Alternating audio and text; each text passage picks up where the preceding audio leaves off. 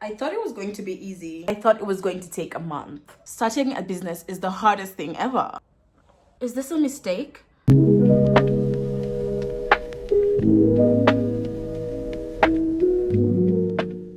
All right, you guys, let's just get right into it, okay? So, hi guys, my name is Hasna. If you're new here, make sure you subscribe, make sure you like this video, and welcome to the family. Anyway, let's get right into it. Today is gonna be a very long awaited video. I know you guys have noticed I am not in New Jersey. We're not in Plainfield anymore. We are in Nairobi, and I'm gonna be giving you guys all the tea. I have my cup of tea, actually my nice Kenyan tea, smells so good, and I'm gonna be spilling all the tea on why I moved here, what we're doing now, and where's life taking us. So we're gonna be answering those 3 things in this video. I have my iPad here, so it's gonna be guiding me on some of the things. I have some notes, some of the things I want to talk about. So about 6 months ago, I want to say, I just had the urge to leave the United States. So for context, I went to the United States for school. I attended Syracuse University. I did my bachelor's of science in environmental engineering, and after that I started working as a consultant, sustainability consultant, at one of the big 4 accounting firms. That was a good experience, except I did not feel fulfilled, as one does when they're in their 20s. And so I decided to just up and leave, packed my bags and all, booked a one-way flight, one-way ticket home, did Qatar Airways, and now found myself in Nairobi, Kenya. And guess what? I started a beauty brand.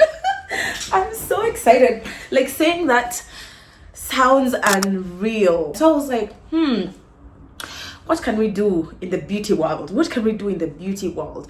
And then I realized when I was going to the mall, I'm trying to look for the good beauty products to use here. I just realized they were so expensive, especially the ones that had been imported from the United States or from the Western world into Kenya, because of customs, because of taxes, because of everything.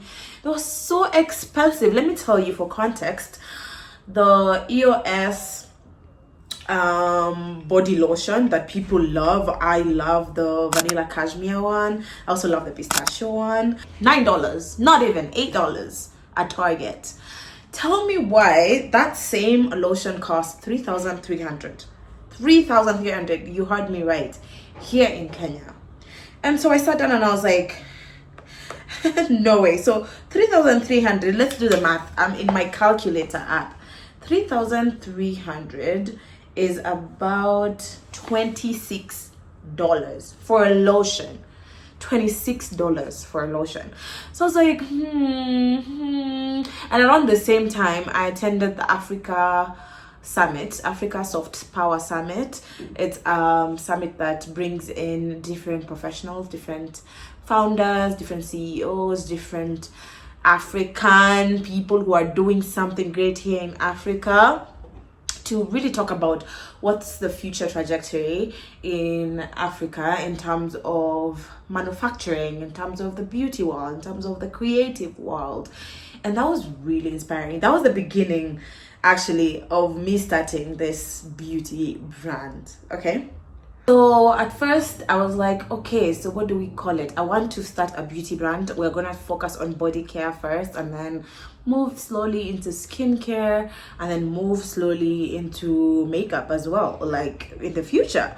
So for body care, I decided to start with one product just to test the market. So I started with body butter, because that's what brings a lot of nourishment to the body, especially because of its thick formula, because of its nice nourishing oils, and so on and so forth, right?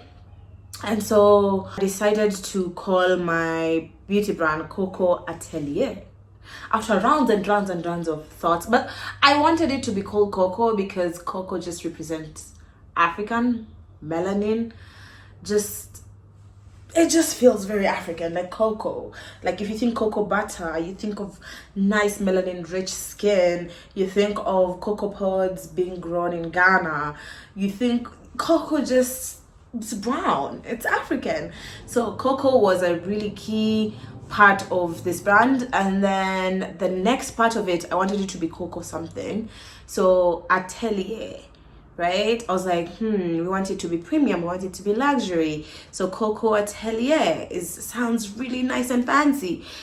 And then I realized after that, it doesn't have to have like a French word for it to be luxury. Luxury comes from how it's formulated, what ingredients are in the body butter or in the skincare product. Does it work for the skin? Does someone get a premium experience when they get their package, when they open their package, when they use their product?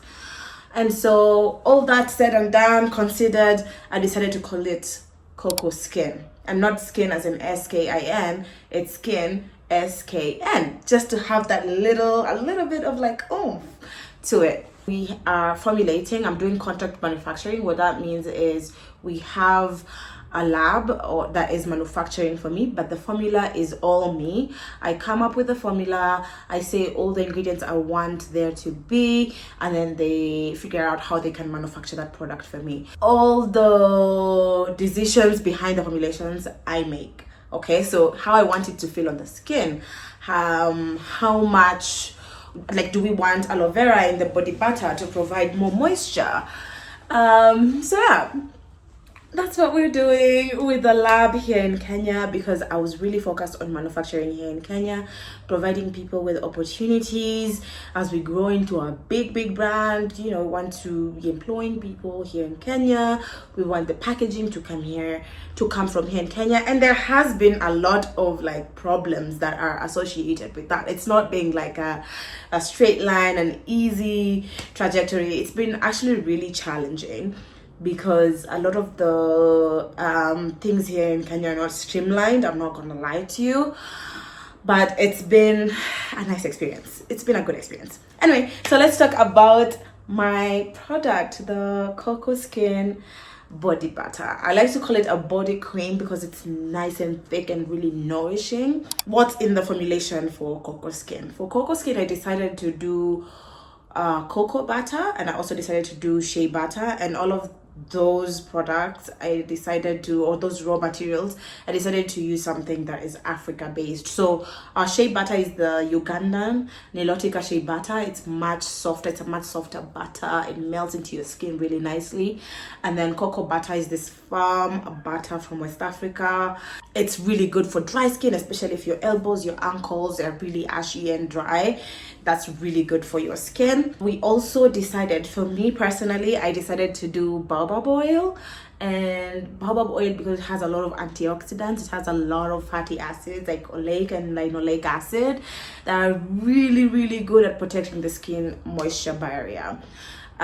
So for baobab oil, I decided that because I'm from the African coast, or I'm from the Kenyan coast, we have lots and lots of baobab trees. Baobab trees are like the tree of life.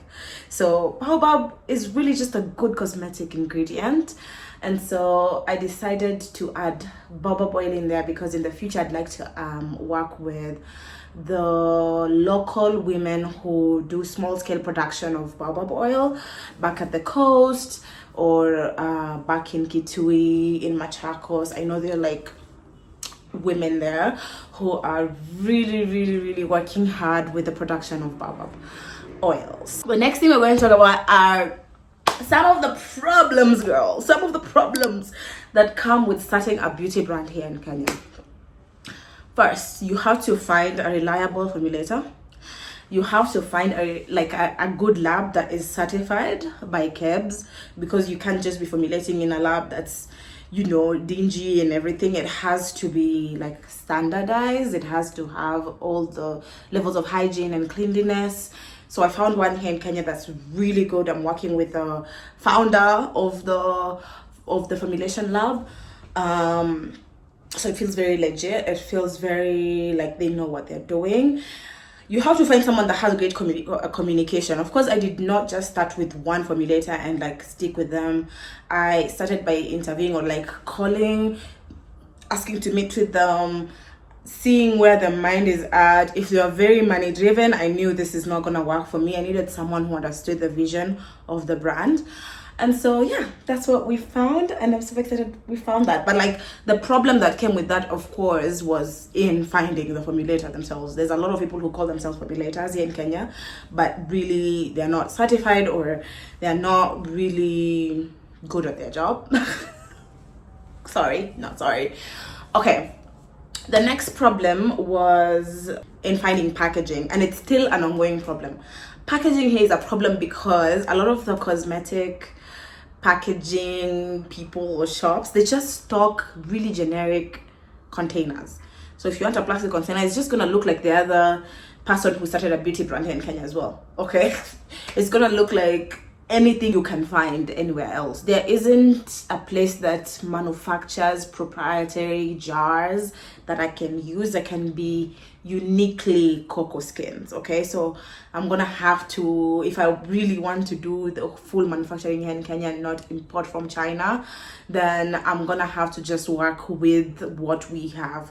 And because this is our flagship product, I think it's just fine, because start with the product, make sure you have a market for it, make sure people are buying your product, and then after that is when you can figure out proper packaging and everything else. But yeah, finding a jar that feels like Cocoaskn has been a challenge. The other thing I would say that has been a challenge is let me tell you something. For you to be a founder, and if you're a one-person team, because you're starting out, you have to do everything. You have to be the brand strategist, you have to be the investor, because you're actually spending money to create this product. You have to be the salesperson, so I have to actually go on the camera and talk to people so that they can know that there's this product coming in the market. Make sure I think about finances and how much I'm gonna sell each product. There's a lot that comes with starting a brand, so you have to be really sure that this is what you want, because it is a lot of work. Leaving your 9 to 5 is that was easy. The 9 to 5 was easy. Being a founder, 10 times harder. Let me tell you, it is 10 times harder, and I can't even cap. But it is so fulfilling, because you're creating a product, you're doing something, you're creating a company, you're creating generational wealth. Your kids are gonna be kids of a founder. It just sounds really good. I think I've been struggling with, actually, I was just checking my notes, is perfectionism. Like, I didn't know I was a perfectionist until I started this brand. Because tell me why every single thing I have to think about like 100 times. Tell me why I have, I started graphic design by myself. I'm designing everything by myself. I'm a one-team person, a one-person team. I'm a one-person team, and so I have to think of everything by myself. I have to look at the graphic design for my jars and be like, this isn't it. Do it over and over and over, like 50 times, until we find the right thing. I have to communicate with it. So it's been a lot of overthinking, a lot of perfectionism, and I feel like in this world you just have to be a little bit lenient. I need to give you guys a good product, but at the same time we need to be moving quick. So that sense of urgency, like, I need to really up my game on, because we can't really be stuck on one thing every day. Other challenge is registering your business. It's not really a challenge, but you're gonna have to do it. So to register your business, you just do it on eCitizen. You can register your name and then register your business as an entity. We're still working on that. The thing with the legal system in Kenya, it just works really slowly. So you have to wait for someone to approve it. You have to wait for the next step, but it's not that expensive, and you can do it by yourself. If you want to have someone do it for you and pay for, ease of things, then that's fine as well. Last thing that I want to talk about is the world of Cocoaskn. And why Cocoaskn? So the world of Cocoaskn is for women aged between 20 and 40. Really, just women who are really want to unwind, they really want to experience luxury, they really want to experience luxury that is made in Africa, because it's possible. We can do it here, we can do it good. We have some of the best botanicals for creating good cosmetics. So really, it's for women who want to be in their femininity, for women who want to experience luxury but just using a product and not having to import it from the Western world because they know it exists here. As for women who love slow mornings, they also love being up and working, they love to be productive, they love to go on vacation in Diani or in Senegal, they love to go to Seychelles for vacation. It really embodies a woman who is just discovering what they love, who they are, and just deep in their femininity. For example, our body butter, and I think I have the sample here and I'll show you guys. I have the sample here. I put it in this nice 50-gram jar. It is the final formulation. It smells so good. It smells so good. Like literally smells like a really sophisticated vanilla and a little bit of sandalwood. So it's just nice sophistication. I feel like I just walked into Anthropologie. If you know Anthropologie, you know, right? So this is it. This is the texture, guys. It's so creamy. It has amazing slip. Like, would you look at, like, it just really just melted into my skin. It melted into my skin. Let's put some over here, as you guys see. So it's for women who just love to romanticize their lives. If you guys know, my friends know, I romanticize everything. Every single piece of my life is romanticized, you guys. Like, my life is a Pinterest board, basically. And that's the feeling that I want women who purchase this body butter to feel, right? We're launching very soon this month, August. We're gonna have a launch party. We're gonna organize everything. Like, I'm super excited. I can't wait. You guys can tell I'm so excited for this. I think that was it for this video. If you liked the video, if you thought it was helpful, like it, comment, let me know what you think. If you're in Kenya, let me know if you're going to be purchasing Cocoaskn. If you're not in Kenya, we can also ship to you wherever you are in the world, and you want to experience, you know, Kenyan luxury, just reach out. All right, thank you guys so much. For the people who are new here, please subscribe, and I will see you guys in my next video. I love you so much. Okay, mwah.